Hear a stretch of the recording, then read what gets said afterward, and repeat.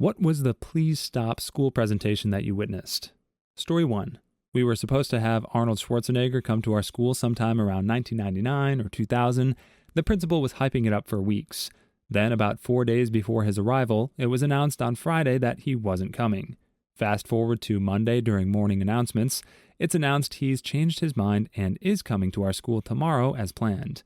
Come Tuesday morning, everyone is excited. We're all amped to meet the Terminator. A handful of parents even came with VHS copies of his movies, posters, etc. We're all going to our gym, auditorium, taking our seats. Principal takes the stage and takes the moment to make some announcements. Award honor roll, perfect attendance, etc. Finally, she starts hyping up Arnold Schwarzenegger. Everyone is excited and on edge when she basically says, "Here's Arnie," and it's the vice principal in a leather jacket holding a shotgun, not a toy one either, and spends 30 or 40 minutes trying to hype us up for FCAT, all the while doing the absolute worst impression of Arnold Schwarzenegger I've ever heard. Once we realized Arnold wasn't there, people started shouting, screaming at the principal for lying to us, along with some of the parents who came to this. I do hope someone has footage of his meltdown of a bunch of K-5 kids shouting and screaming at the principals because Arnold Schwarzenegger didn't come to our school, because I clearly remember 2 or 3 people having camcorders. To answer some of the questions, Arnold was scheduled but canceled last minute on not only my school but cousins who he was supposed to go to on Wednesday. Instead, he only went to one school in my city, which I don't remember which one at the moment, but I'll add it if I remember. Yes, the principals apologized the next day, and the vice principal changed schools the following year. I have absolutely no idea why he thought bringing a shotgun was a good idea, but I think he was attempting to look the part, which, considering his massive gut, really didn't help. Story 2. Not a literal presentation, really, but we had an assembly in high school where the students that helped plan homecoming would announce the nominations for homecoming court. It always had a cute little theme, like a little short skit involved. Well, at one point, the audio they were using as the cue for the skit failed. They just kind of paused for technical difficulties, but this one girl from the planning committee started singing a random Disney song a cappella while improvising a dance to go along with it.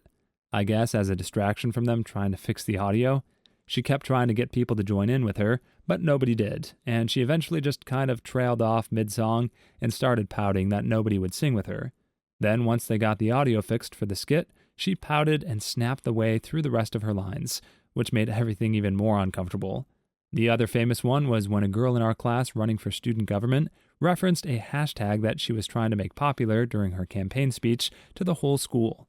The hashtag is something catchy about her having a big butt. There was a genuine collective yikes from the crowd when she said it. I don't think she got elected. Story 3. It's me. I did this. I cringe about it to this day, nearly 20 years later. I was 16 and in high school. My high school was going to do a spring talent show. I wanted to be in the talent show and show off my talents. The problem was my actual talents are not ones that I could show off at a talent show. So I decided to try singing. I have never sung in my life. I have never had voice lessons. I was in my prime weeb stage and chose an anime song to sing. I didn't know any actual Japanese. I had just memorized the lyrics from hearing the song so many times. Luckily, I didn't make it past auditions. But several people saw an overweight girl in a Sailor Moon shirt trying to sing Butterfly, despite having never done any singing or voice training ever in her life. Nearly 20 years later, and remembering it keeps me awake at night. Story 4. In history class, we all had to do a presentation about some sort of injustice in the world. One kid chose a prison camp for his topic. All his PowerPoint slides were photos of men being stripped, chained, whipped, sodomized, and forced to give bejesuses. We were 13. Yes, his project was about Abu Ghraib. How far did the teacher let him go before he was stopped? The second slide. Teacher interrupted to ask how many explicit pictures there were. The student showed the thumbnails of the slides, and it was something like 40 slides long. Story 5. It was my sophomore year English class. This kid who was reading his essay in front of the class and started to stumble over some of the words. The teacher recognized the words and found the essay the kid plagiarized and started helping him read it. The kid didn't understand what was happening and just thanked the teacher and kept reading. This was in like 2004. The teacher found the essay on the internet. He gave the kid a day to try again. The kid was stumbling over the words because they were big ones he'd evidently never seen before. Everything else is fuzzy since it was over 15 years ago. Cheers. Story 6. Compared to some other stories here, this is minor, but it was a group project for one of my literature classes. There were 5 people in the group. According to the rubric for this assignment, everyone was supposed to have equal speaking parts. One of the members in this group would just not stop talking. Half of their presentation was just her talking, and she went on about each of her slides for like 5 minutes. The rest of her group members had like 1 or 2 slides each, and she had, if I recall correctly, 5 or 6. She would also interject into the other group members' parts to add her opinions. The look on my professor's face screamed, "Just shut up already," every time she talked. Story 7. An anti-bullying campaign. They spent most of the presentations explaining different types and ways to bully and harass people. Bullying increased in the school, and everything got 10 times worse now that the students were more educated on the subject. So basically it was a class of what not to do. Those never end well. They sincerely meant to try and get people to become aware and stop it when they see it, but we never had heard of some of the tactics they described. Story 8. I've told this on the internet a few times, but it's truly unforgettable. Smart kid in class was giving a deeply sourced PowerPoint presentation on religion in Europe. He opens up his files, proceeds to click on his project named N-word. He says, "Clearly I wasn't really paying any attention when I named my file." He gives the presentation. He stutters and sweats bullets while we watch in utter disbelief. The word is sitting there on the top of the file heading the whole time. This was during a study abroad semester while attending a cultural communication class. He had to rot in his own poop after that. Story 9. My sophomore year, we had to make a presentation about any person that made an impact on the world that was inspirational. Someone chose Hitler. A kid did something similar in my middle school. We had to make posters about someone who inspired us, and he picked Hitler. His justification was all the stuff he invented. Later got removed from the school, and we had an assembly while he was gone where they explained he had autism. Story 10. This was in college. Our bio finals were to present on a topic that was related to biology. A group was presenting on types of protection for when you sleep with someone. Not once did they refer to any body parts or fluids by their scientific names. So yes, they literally had dong, cum, and wussy on slides and read off of them. Everyone kept glancing over at our professor, who had this look like he was just constantly cleaning his glasses because he couldn't believe what he was witnessing. They got Kentucky F'd on grading. I googled Kentucky F'd, but it just delivered corn results. Story 11. In Speech 101 in college, we had to pick a children's book and voice act each character. That was it. That was the entire assignment. Well, one student decided to take it to the next level. He chose a Berenstein Bear book and decided to not only do voice acting for every single one of the characters, but also act it out.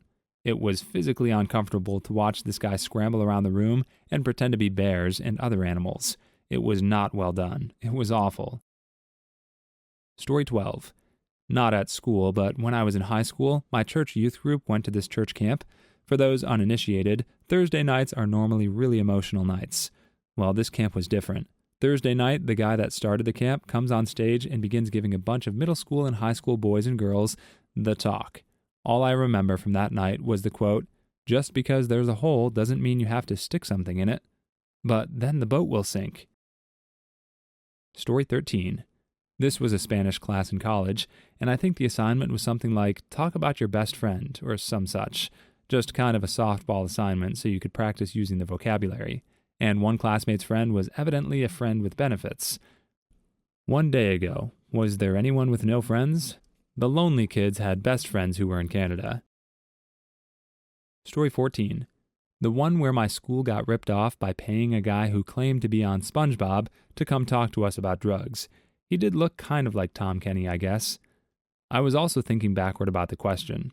I thought OP meant when did the school have to tell everyone to quit doing something? For me, it was banning Pokemon cards in 1998, because toddlers were brawling over that first edition Charizard. Story 15. For the 8th grade talent show, 2 girls sang the Mr. Bleedle song. Mr. Bleedle was good-looking, recently college-graduated teacher that basically was about how cute they thought he was.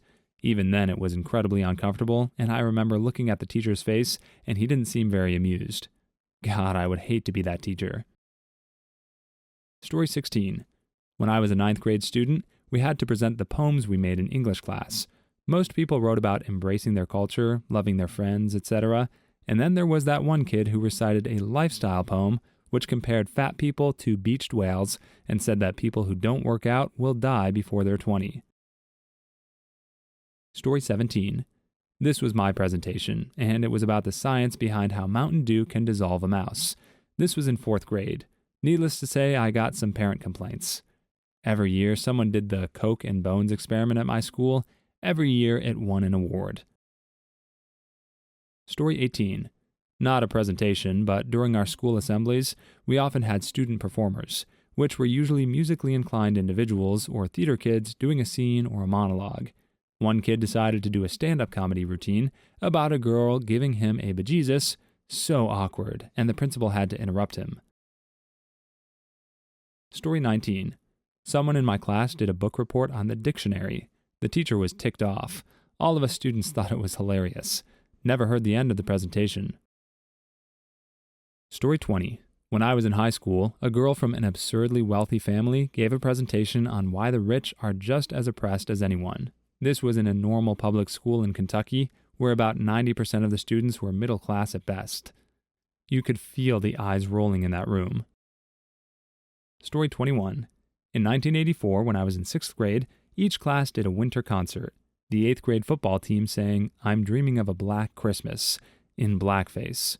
Green Bay, Wisconsin, Bayview Middle School. Sounds about right. Story 22. Psychology class.